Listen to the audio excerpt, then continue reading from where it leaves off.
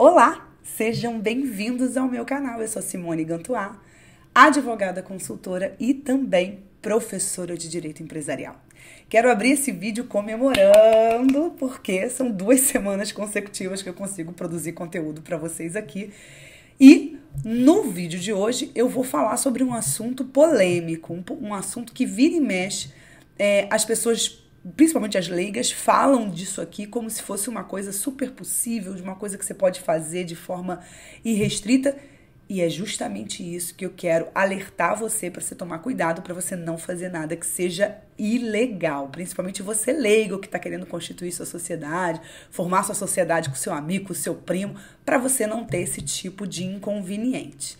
Mas antes de eu começar a falar sobre o sócio de serviço, dá o seu like, dá o seu joia, subscreve o canal para dizer para o nosso amigo YouTube que esse conteúdo é legal, que outras pessoas precisam ouvir. Encaminha esse vídeo para o seu primo, para o seu tio, para a sua avó. E não deixa de fazer comentários aqui com perguntas que possam ser respondidas por mim em vídeos curtos como esse que eu estou fazendo para você. Então vamos ao que interessa, né? O que é um sócio de serviço? A princípio, quando a gente fala em sócio de serviço, a gente está falando de um sócio prestador de serviço. E isso não é uma mentira, isso é uma verdade. Eu posso ou não posso? Isso existe ou não existe? Pois bem, nós temos um dispositivo no artigo 1006 do Código Civil que diz o seguinte: o sócio cuja contribuição consista em serviços, não pode, salvo convenção em contrário, empregar-se em atividade estranha à sociedade sob pena de ser privado de seus lucros e dela ser excluído. A ideia de sócio de serviço é uma ideia que não é de hoje, ela é antiga, e eu não vou entrar nesse vídeo numa questão histórica porque não é o objetivo desse vídeo. Mas o sócio de serviço, a princípio, numa definição bem simplificada, é aquele sócio que não bota dinheiro na sociedade, mas ele contribui com o seu trabalho. E vejam, pelo artigo 106 do Código Civil, é da lógica do sócio de serviço que ele preste os seus serviços com exclusividade. Tudo bem, Simone, isso é lícito, mas isso é lícito sempre? Não. E para a gente entender que isso não é lícito sempre, a gente precisa entender aonde esse dispositivo está inserido. Ele está no artigo 106 do Código Civil, dentro de um capítulo que trata de um tipo societário, de uma forma jurídica societária chamada sociedade simples. Essa sociedade simples não exerce, não pode exercer atividade fora do conceito de empresário, fora do conceito de empresa. Então, essa sociedade, para admitir um sócio de serviço, ela precisa exercer uma atividade que não seja uma atividade econômica organizada dos fatores produtivos, tal qual enuncia o conceito de empresa. Portanto, não é uma possibilidade para qualquer caso, em qualquer circunstância. É possível na sociedade simples, né, nesse tipo societário simples, mas não será possível em outros tipos societários. Por quê? Na sociedade limitada, que é o tipo societário que vocês mais conhecem, nós temos uma vedação expressa. O artigo 1055, parágrafo 2º do Código Civil diz que a sociedade limitada não admite sócio de serviço, sócio que contribua com o serviço. Então, não é possível, na sociedade limitada, admitir sócios que contribuam com o serviço. E mais, a sociedade limitada, ela é uma sociedade flexível, ela é uma sociedade que tanto pode organizar atividades empresariais, ou seja, pode ser uma sociedade limitada empresária, como pode ser uma sociedade limitada fora do conceito de empresário, uma sociedade, portanto, simples. Se você não conhece essa nomenclatura simples empresária, comenta aqui que eu faço um vídeo para explicar para você o que é uma sociedade simples e o que é uma sociedade empresária. Então, a sociedade limitada, seja ela simples ou empresária, não vai admitir sócio com serviço. No entanto, o entendimento da doutrina para os tipos societários que admitem forma empresarial é que também não vai ser possível sócio que contribua com serviço, porque a contribuição com o serviço não seria do jogo, da natureza das atividades econômicas organizadas dos fatores produtivos, tal qual exercem essa atividade em determinadas sociedades, como sociedade anônima. A sociedade em comandita simples pode ser simples ou empresária, então se ela for empresária também não admitirá. E a sociedade em nome coletivo também não admitirá, porquanto é uma sociedade, quando for uma sociedade empresária. Mas quando forem simples, essas duas, a princípio, admitirão, pelo menos não há uma vedação categórica por parte de ninguém da doutrina. A cooperativa é um caso à parte, porque a forma de execução, gestão e distribuição de resultado é única, é sui generis. Alguns chegam a dizer que ela é uma sociedade simples sui generis. Então, esse artigo 1006 não se aplica a ela também, mas não por força de uma vedação, mas por força de uma incompatibilidade com o seu sistema de gestão e distribuição de resultado. Porque ela não tem lucro, né? Ela distribui os resultados de acordo e com a proporção da contribuição de cada sócio. Pois bem, então a gente já viu que a sociedade limitada, que é a mais popular que a gente tem, não admite o sócio de serviço. Então, por isso que muita gente às vezes vai dizer: nossa, mas o sócio de serviço é ilegal. Não, não é ilegal. Ele é ilegal para a sociedade limitada. E para os outros tipos, ele não será possível dependendo das circunstâncias. Então, esteja sempre ligado que o sócio de serviço, ele vai ser admitido em sociedades de natureza simples. Sociedades que exercem atividades não organizadas, como a atividade, a princípio, do contador, do médico, do artista plástico, do fotógrafo, não vou falar do advogado, porque nós advogados somos sempre um caso à parte, do fisioterapeuta, do psicólogo, né? Atividades intelectuais de natureza científica, artística ou literária. São essas pessoas que podem ter sócios que contribuam com o serviço.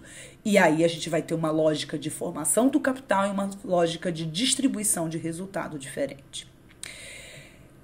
Espero que vocês tenham entendido, mas eu não terminei esse vídeo aqui.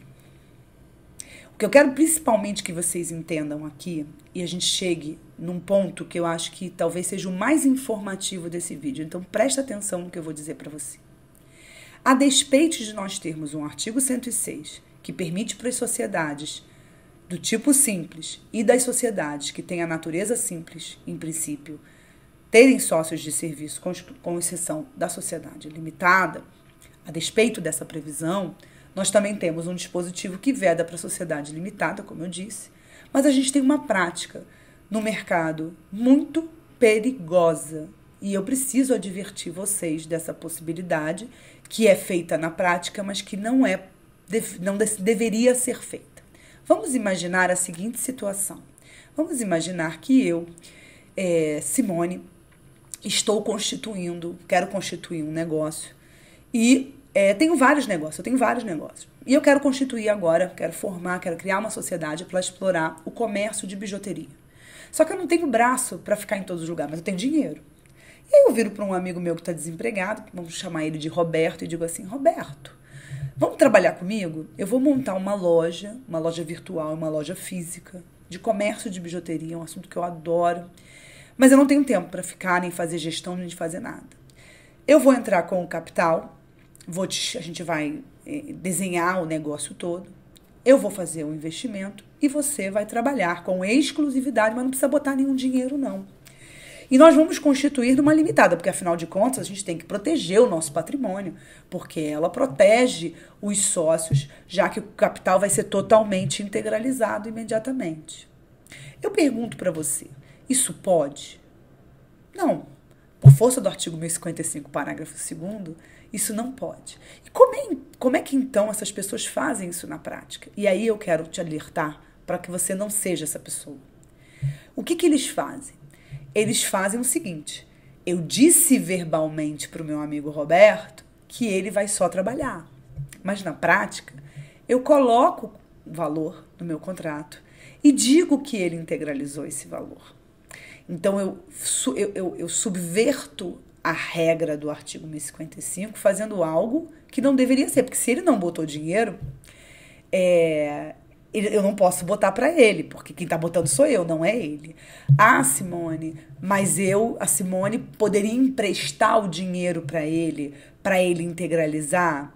Poderia. E ele ser o administrador, não tem problema. Eu poderia emprestar, fazer um contrato de mútuo com ele, para ele emprestar o dinheiro para ele, isso é lícito, e ele integralizar esse capital e depois ficar me devendo. Mas aí eu tenho uma relação civil com ele de empréstimo, que ele vai me pagar depois, mas o valor colocado na sociedade foi colocado. Isso não é ilegal.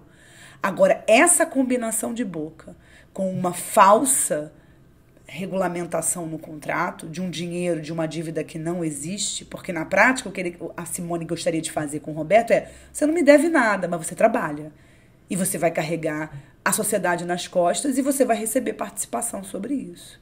Então, isso não é possível. Isso não é lícito. Então, muito cuidado com o que vocês fazem de combinação, porque muitas vezes essa combinação foge o que é dito e o que é escrito, e muitas vezes esse descompasso entre essas duas coisas pode ser uma prática ilegal. E você pode, por exemplo, não ter como comprovar no seu imposto de renda de onde você tirou esse dinheiro e você ter problema com o fisco. Você pode, amanhã, tentar discutir questões relacionadas à própria sociedade e à relação interna entre os sócios e você não ter prova.